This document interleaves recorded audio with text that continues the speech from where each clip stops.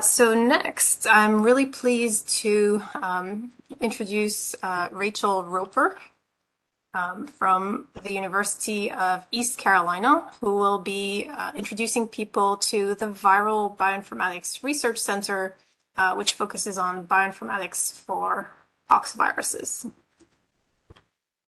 Thank you very much.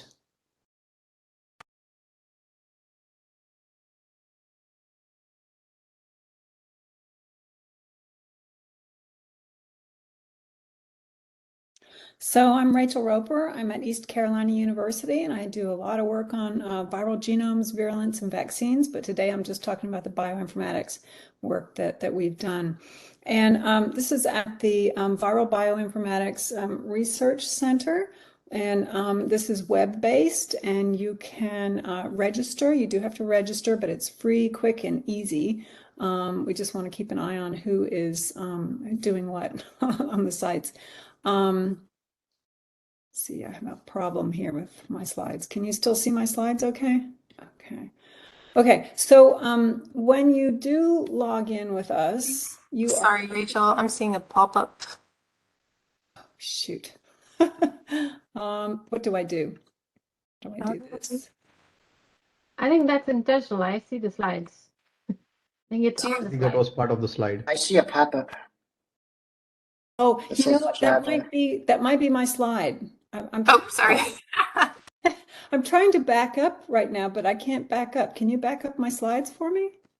Can we go backwards? Oh, let me see if this will work. Okay, yes, okay. So this is the website. And so this is me, Rachel Roper here, and Chris Upton is really the one who has begun all this and organized this, and he's retiring now. And Paolo Rebecca is also stepping in and taking over, and he's updating a lot of the software and working on updating databases with reliable genome information. Okay, so this looks funny, but there's no problem here. What I'm showing you here on the left side is when you go to the Viral Bioinformatics Research Center, you can see all these tools under this drop-down menu here, and I'm going to go through some of these today. And you are likely to get a warning like this. But you can just go into your system preferences, security, and give it permission to go ahead and trust the software. You will also probably see something like this, again, warning you that this is software that's coming from somewhere else. And if it says the University of Victoria on it here like this, that's us, and this runs on Java. So you can just trust it and run it. We're safe. Okay, so this is the first suite of tools I'm going to go through is the Viral Genome Organizer. And you can use this to get information about a genome. You can do a mass list search with it. Because VGO talks to the other genome sequence databases we have, you can compare the genomes and you can find the orthologs. No matter what their names are, we have them organized. So that's one advantage here. So you can view the genes and the predicted open reading frames, the start and stop codons. You can search for sequences, including a fuzzy search. You can extract regions from a genome, display orthologs in the set of genomes, look at nucleotide composition, all sorts of different things. So I'll show you some of those. When you first go into the Viral Genome Organizer, VGO, the first thing you have to do is open a file. And you can open from all these different locations, including our own Vox database, which is curated. And on the right side here, you can see you can pick which database you want. Today we're talking about the poxviruses, so you would pick poxviruses there. And then this shows what happens in the VGO, Viral Genome Organizer, when you open one genome. So this is just the monkeypox virus strain Copenhagen 58. And you can see all the green and red are the start and stop codons. And here you can see all the open reading frames that have been annotated in blue here, going to the right or going to the left. And you can, so this one's monkeypox Copenhagen 58 again. And here we have two genomes opened in VGO. So you can see here's a smallpox variolum major India 1967 and a monkeypox virus strain again here. And what you can see here, you can auto-highlight related genes. So if you click on one gene, it will automatically highlight the corresponding ortholog in the other genome. And you can do this with a larger number of strains. And then you can zoom in, you can zoom out, and you can scroll along the area. And when you pick a gene, when you highlight it and choose it, you'll see what it is down here and what its predicted function is. And then you can actually click on the gene and get all sorts of information about the gene. So here you can see, you can get protein sequence, you can get the nucleotide sequence, you can do alignments, you can get information on the gene. And here's one of the alignments that we just clicked on. And you can see where there are large deletion areas. If you're just looking through an ortholog family, you can see which ones are missing big gaps or small gaps in the sequence. And you can use our program also called Base by Base, which is a multiple alignment editor. So you can actually go in and edit the alignments and again see where the mutations are, the nucleotide changes are, and also where the gaps are. Here's another, you can also choose different colors depending on what you want to look at in protein alignments. So you can click on the gene and get information about the particular gene or particular genome. We've got all that information is in there. You can click on the link for gene details, and it will give you all of this information about the gene that you're looking at, including the upstream sequence, which is good for looking for the promoters in poxviruses, and the protein sequence, the DNA sequence, all sorts of information here. So here I have VGO, and I've got 3 different genomes shown here, monkeypox, 3 different monkeypox ones, again with the auto highlighted. And you can zoom in on these and you can see areas that haven't been annotated.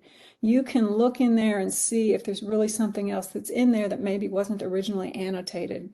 Because sometimes there are gene fission or fusion events, and somebody might not have annotated the second half of an ORF that actually turns out to be relevant. So here I have 4 of the genomes shown. I've got smallpox, the MVA from which the Genome vaccine that's currently being used for monkeypox vaccination, the ACAM 2000, which was the one that had been used since 2007 in the US, which was came from the Dryvax vaccine. And then here we have the monkeypox. So I've got all 4 of those here. And then you can, again, use the auto highlight to see where the highlighted genes are to orient yourself where you are in the genomes. Okay, so now I'm going to talk about poxvirus orthologous clusters, which another speaker also used and showed today. And this has now been expanded to the viral orthologous clusters. So it's VOX now. And this links to the VGO and to Base by Base and to daughter, which I'll show you. So again, all this information is available on the website, so you don't have to read it here. You can just go to the website and find this, and we also have tutorials there. So here you can compare genomes and sets of genomes, find gene families from all the poxvirus genera, not just monkeypox or variola or the vaccinia viruses. And you can also select for groups of viruses that you want to see. You can look for gene families that are in variola virus but not in cowpox or vaccinia virus. So you can do that kind of search for sets of genes. You can also select the data and then analyze it with all these other tools, the Base by Base genome editor, the JDaughter, VGO that I just showed you, and other analyses as well. So here is just an example of one list of virus data that's available here. You can click on there, and this only shows a few of the viruses that we have in the genome, in the database. But you can click and get all the virus data and find out all the information about which viruses we have in the database here. And then this is in VOX, the virus orthologous clusters. And there are several pages available here. There's a sequence filter where you can look for sequences by all sorts of different things: gene name, ORF numbers, molecular weight, PI, amino acid content. And here on the right side, you can see we've got poxvirus here, and you can pick which subgroup you're interested in, which genus here. So here's orthopoxvirus if you want to select those viruses. So you can select different sets and look for different sequences here. And then you can also look for orthologs. So what I have here, you can see I've picked orthopox here, so I'm only looking at the orthopox viruses, but you can expand and look at more than one. And what I've done here is I've selected a particular gene, Vaccinia Copenhagen 82, and then you can click on that and it will show you the ortholog group for that, and you can see that here. And then if you click on that, it will show you all the members of that ortholog group within the orthopox viruses. And then at the top, you can see here, you can do a bunch of different things with that, with alignments, with BLAST, look at the sequences and click on them. So there's a lot of things that you can do in here. And then here, if you're trying to do analysis in this program and you're coming up with no answers, it's probably you have something else clicked on some other page. So go up here and click the clear all filters and then start again, and that'll wipe the slate clean for you. So that's a reminder. So here, what I've got is I've looked at the ortholog family for the Copenhagen A35 gene, which is an MHC class II inhibitor. And here you can see a bunch of different pox viruses that have it. You can look at what their GenBank ID is, where the open reading frame starts and stops in that virus, which strand it's coding on, percent AT content, the isoelectric point, the number of amino acids. And this is interesting because you can look for A35 is highly conserved in a lot of the orthopox viruses, but in variola it's truncated, but it may be fragmented actually. So you can look at the size, the number of the amino acids, and get an idea about what's going on with the protein. So here in Vox, again, you can interface with all these other programs that I just showed you, the VGO, the base by base, and I'm going to show you JDaughter in a minute here.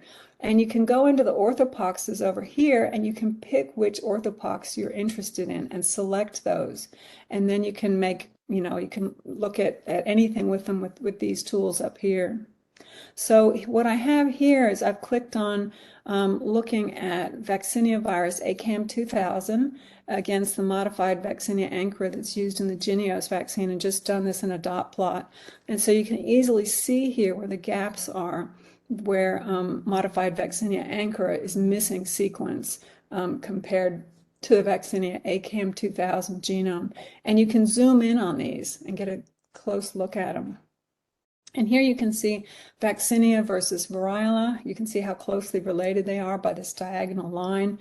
Variola versus monkeypox, Vaccinia versus monkeypox. This is the Vaccinia versus MVA that I just showed you where the gaps are. And then for comparison, you can see how Vaccinia is not very closely related to molluscum contagiosum virus. You can barely see a faint diagonal line here. So the daughter will put a dot any place where we have homology, so you can see how closely related they are. What doesn't show up here is if there's a stop codon that's been introduced, right? You can't see that here. You can just see the overall homology. But you can zoom in on these. And you can look at the sequences, and there's information in there about which gene is on which axis. And you can also see down here, you can scroll along here and actually see the actual sequences that are there. And I'm on the ICTV also. Thanks, Elliot, for giving such a nice presentation about our work on the ICTV. And this is some of the funding that we've had. And we've also had funding from Canada for the poxvirus research. Thank you. Thank you very much for that, Rachel, and thank you for staying on time as well. Richard, would you like to ask your question in person, or would you prefer me to read it? No, I'll ask it. Yeah, I'm just curious how the VOC ortholog approach handles differences in domain architecture, because we've seen situations where proteins gain or lose domains, and that can complicate kind of the definition of what's really an ortholog.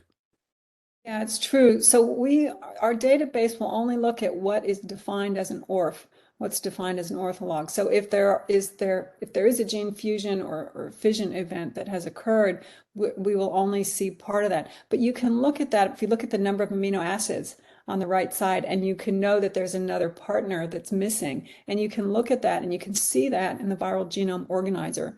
And you can zoom in on that space. Even if it hasn't been annotated, you can go in and see it. Mm-hmm. Okay, thanks. Yeah, it's always a problem with, it all depends on what got annotated originally, right? Right, And, right. whether or not somebody thinks it's an important sequence or not. Bioinformatics is for predictions. We have to follow it up with lab wet bench research.